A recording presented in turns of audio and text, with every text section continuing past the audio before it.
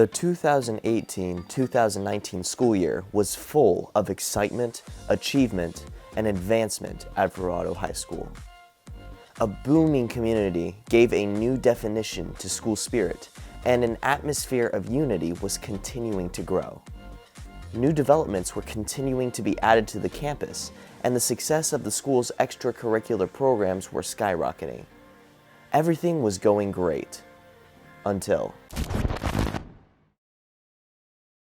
In the heart of the country, a disheartening sight. 9 months into the COVID-19 pandemic and more grim records. The surge in COVID-19 cases across the U.S. has 16 states pausing or rolling back their reopening plans. Tonight, a crucial test in China's biggest cities that have been in virtual lockdown to keep the coronavirus from spreading. It does remain relatively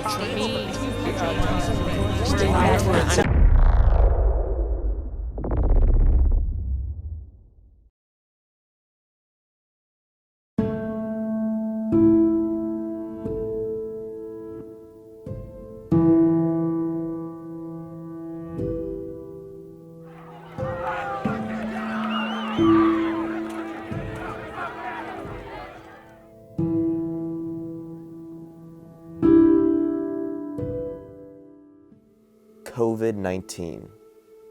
That name now holds a lot more meaning to humanity following the year of 2020. The impacts of the pandemic have been widespread, forcing shutdowns and virtually eradicating in-person social interaction. People have been impacted in a variety of ways, some worse than others.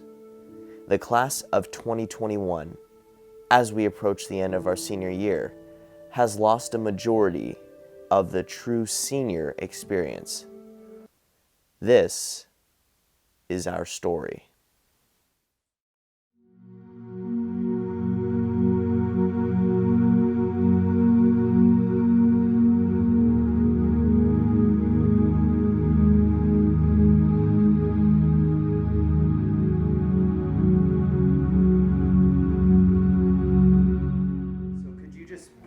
Share with us, from what you've seen, how the COVID-19 pandemic has impacted the class of 2021. Right, so one of the things in the classroom, I've got 2 classes full of nothing but seniors, and of course having a football team with 29 seniors on it, I've got to see a lot of different takes on it, a lot of different effects. The whole group isn't experiencing the same experience.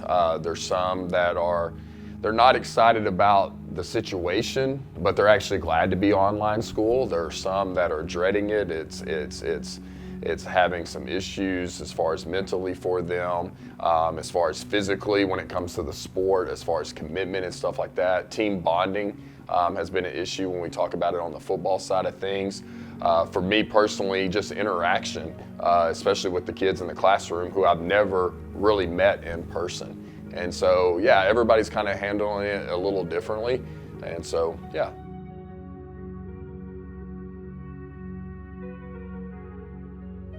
Yeah, I had a great experience first 3 years, and even the senior year. I wouldn't have changed it or traded it for anything. A lot of memories that I'll hold on forever. But the biggest thing I missed during the senior year was the fan.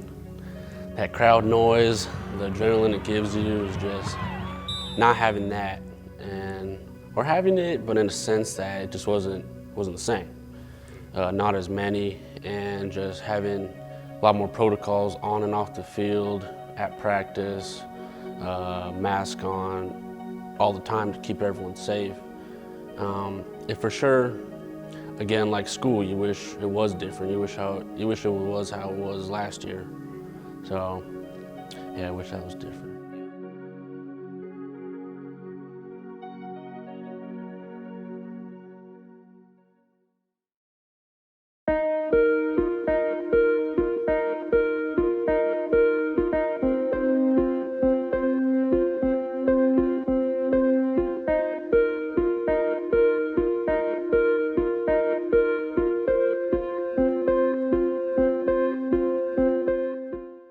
So first question for you, from what you have seen, how has COVID-19 impacted the structure of Verrado schooling, such as scheduling, staff communication, extracurricular activities? What have you seen?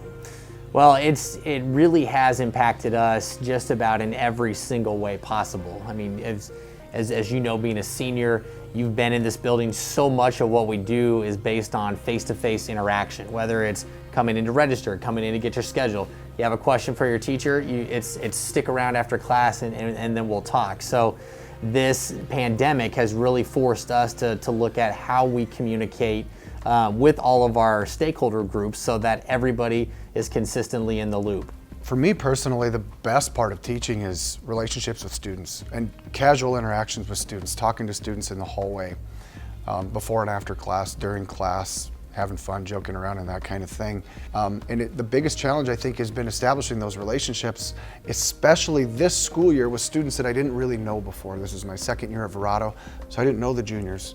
And as they're coming into my class, and ever since, I've made an effort to get to know them, but it's really, really difficult. And I know that it's hard for me, but I know that it's hard for the students too, because ultimately you're taking orders from somebody that maybe you don't particularly know that well, not really that comfortable with, and that definitely presents a barrier. So I do teach AP Lit. I also teach our capstone class and on-level sophomores. So I've had kind of a variety of kids. One thing that was kind of weird with Lit, we always have a textbook, and so no textbook this year. That actually encouraged Ms. Sellers and I, we collaborate a lot on AP Lit, we both teach it, to find really awesome like PDFs and online resources that were outside of the textbook. So we actually pushed ourselves a lot more since we had to find those resources. So that ended up being pretty neat. For my sophomores, they did not want to talk on the Google Meet. My AP kids were more comfortable with each other, and so with my sophomores, having ways for them to get to know each other, feel comfortable. I ended up having a lot of kids that were new to Verrado in that grade level. Getting them to get to know each other online was definitely different. So at Verrado, it's been very interesting in that, again, like, I've been just trying to be as creative as possible with trying to keep kids engaged and trying to do things. Something that was pretty devastating was that our marching season was canceled. So it was very devastating, especially for the seniors. We were on this really good path. We had a custom show ready to go that was featuring Josh Aceves and James MacArthur. It was going to be a pretty special thing, and it was heartbreaking to have to give it up. We are still having our winter percussion group and our winter color guard group. We are competing that way because they created a virtual circuit. So we are doing that.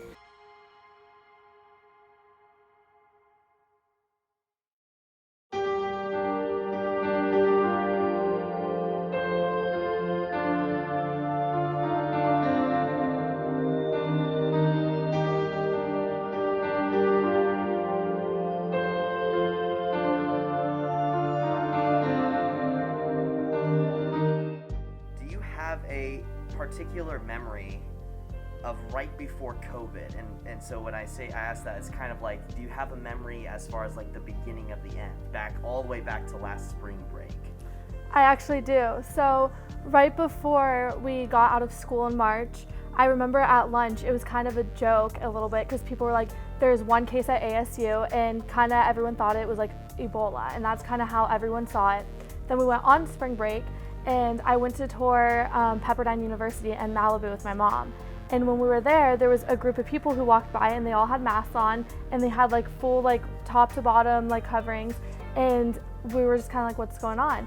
And they were like, oh, well, all of those people just came back from China, so they have to do this to come back on campus.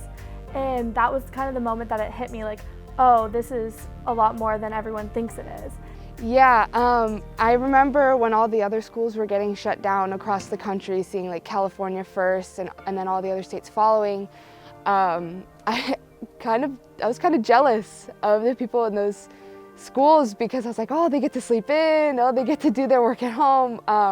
So I remember my first immediate thought when school got canceled for us was, oh, we get to sleep in, because at that point we were thinking, oh, it's only going to be a week, it's going to be 2 weeks, it's not going to be very long, just going to be a little bit of a break from school, which is nice, especially, both of us were taking a million AP classes, so we always love a break.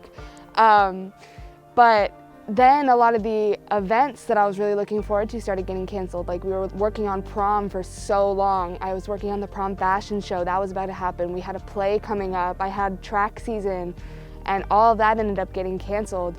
And that was really disappointing because those are things you look forward to all year, especially like it's your junior season, that's when you start getting everything all set up, you start getting all ready for your senior season, get trained, you're going to state, all that kind of stuff.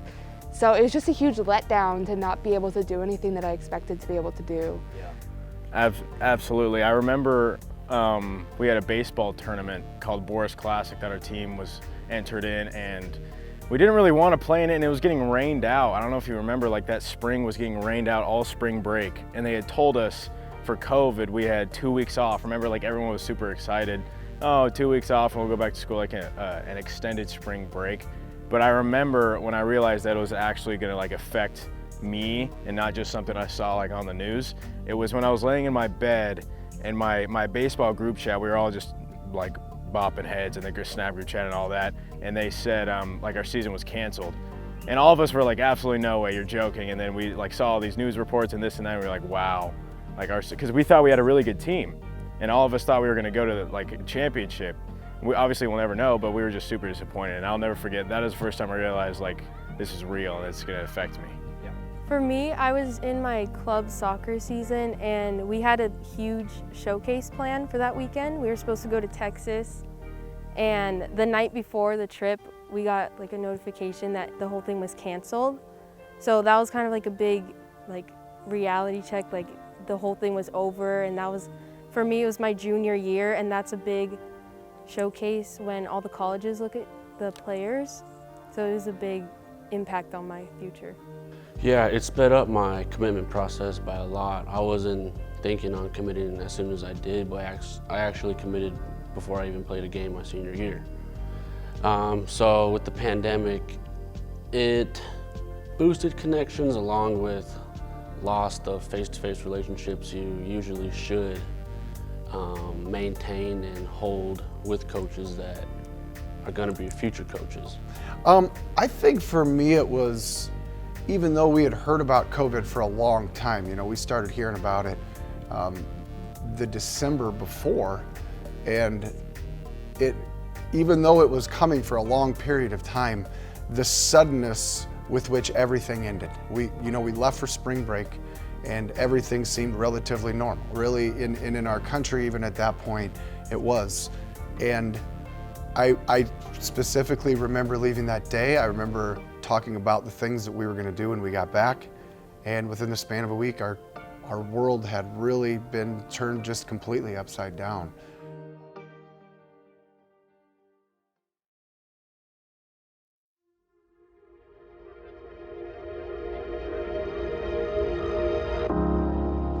Never give in. Never give in. Never, never, never. In nothing, great or small, large or petty, never give in except to convictions of honor and good sense. Never yield to force. Never yield to the apparently overwhelming might of the enemy.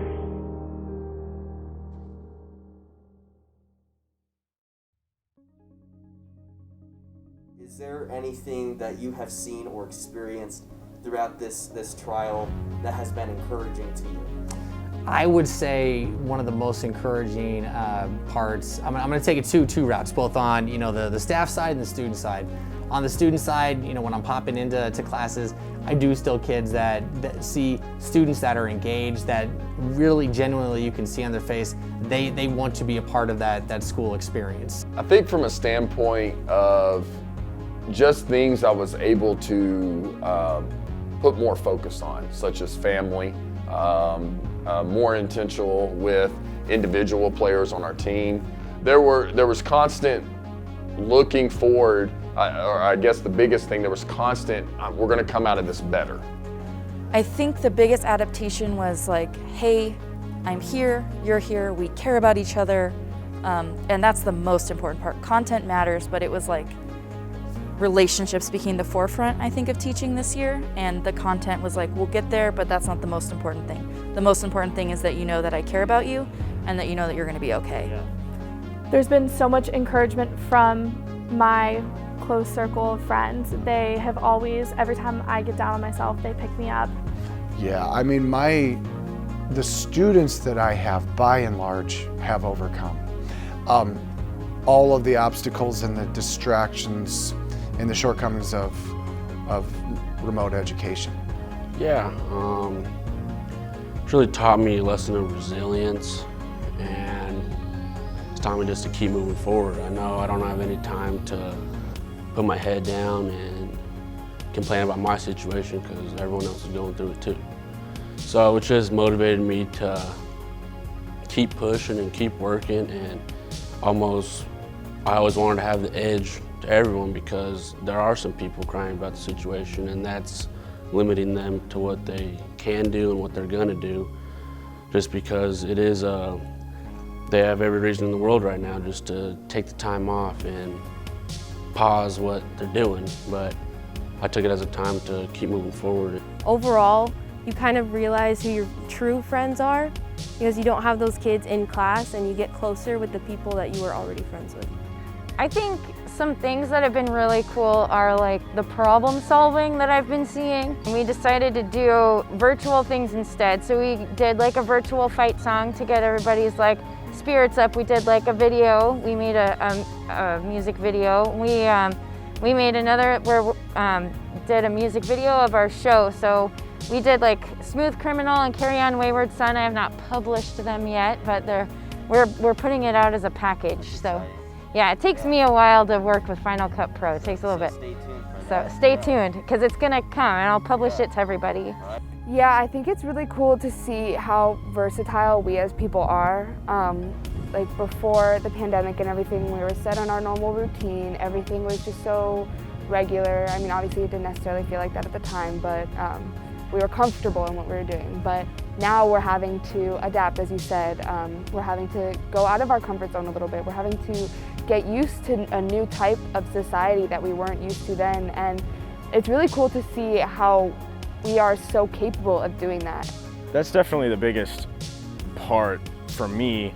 You know, I remember when Corona hit, I was thinking about baseball. That, you know, like I said earlier, we were all thinking about this being a championship team. I was actually getting close with these seniors I had been playing with, and when it all went to poop and when it all got canceled, I was just like, there's absolutely no way anything good can come from this. And then I was forced to work with my uncle doing landscaping, at like waking up at 3:30 in the morning doing that in 110 degrees, and it was awful. But that is actually what God used to help me find him, was taking away like me prioritizing and idolizing my season, and he revealed himself to me through ways he couldn't have done that if I continued playing my season. So that's definitely the biggest one, as I began becoming a real man of God. I was absolutely amazed by the responses that I got for this last question. Everyone had an answer. Despite the impacts that COVID has had on Verado, on the staff, on the students, everyone seems to have something that they have been encouraged by and impacted by, and I have too.